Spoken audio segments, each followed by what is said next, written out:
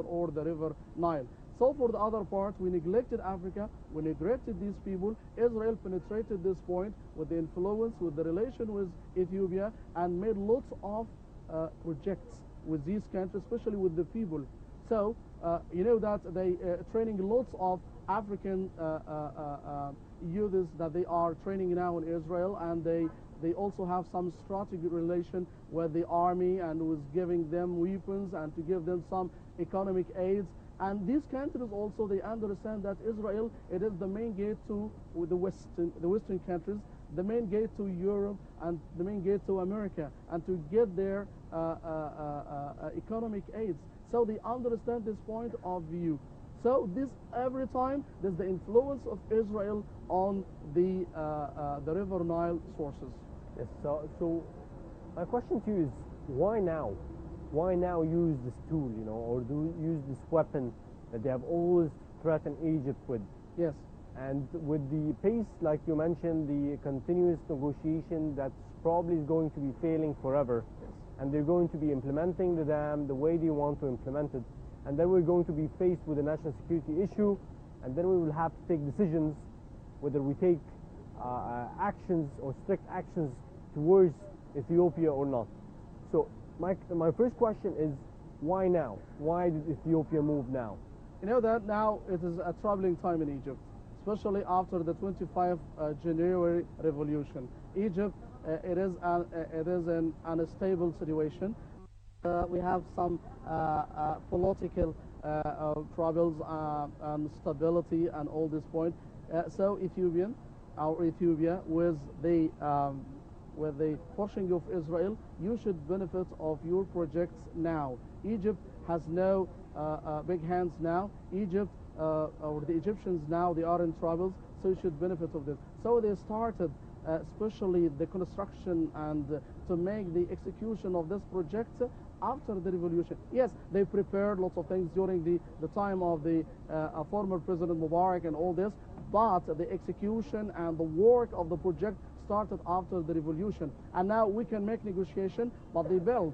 This is the same time like what the Israeli do, as I said before, So they benefited of what we have now in Egypt of the time of the instability, and we hope that Egypt should be stable as it's possible because it's very important for our life. I saw yesterday a program for the Minister of the Water Sources. He talked about the threats of this. It is something very dangerous for Egyptian. Ethiopia now is constructing after 2 years, 3 years.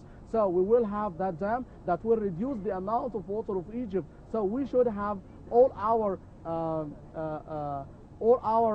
efforts, everything this to do this in order to stop this and to make it as with the least negative influences for Egypt. So that's very important now. We should be more closer. We should unify our efforts. This in order to defend something like that. It's very dangerous for our life. And I cannot imagine that when most of the water of Egypt does not come to Egypt, so how we can live? How we can live? How we can cultivate our lands? How we can get our water? What about the electricity of the high dam that will be reduced to its least amount? Now we suffer of the problem of electricity. What do you think when the high dam that will be less than what we have now? How it will be after that? So we should ask ourselves about these questions, because it's a kind of destiny, or question of destiny for all Egyptians now. Yes, and definitely it's a crucial aspect. But if we're looking at the actions and the dispute today, Egypt is negotiating.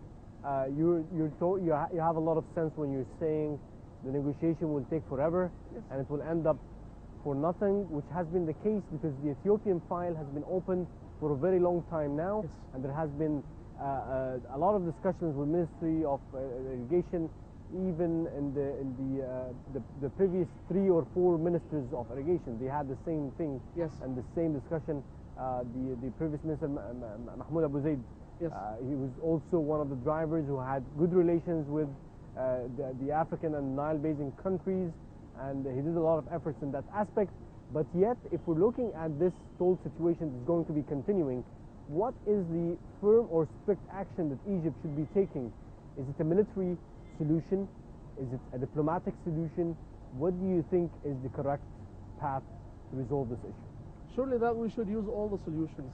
We should have all what we can do for this to defend our destiny. But we have a problem now. Now Sudan turned its position and to be closer to the Ethiopian.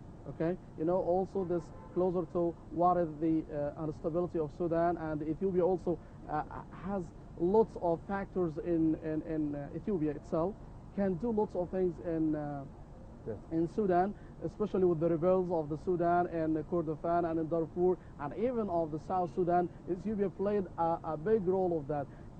What I wonder even about that, you know, Ethiopia now is getting or usurpating a part of Somalia, which is Ogaden.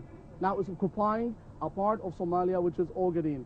Is occupied also a part of Sudan. You know, this is the same attitude like Israelis. You know, this is the same way. It is an imperial state in Africa, and this is what I insist to say every time, because what I deduced of this, that of the even the Ethiopian resources itself, this to talk about two countries, but why entity? It's one state, but divided in two countries. This is the same one they use. So we should use all the solutions for us. It's possible as for us, and even also this to threaten them with war, with whatever. But you know, Sudan now it make a problem for us, because Sudan should be on our side, but you know, it's Halib and Because the Shalatin treaty is also benefiting Sudan.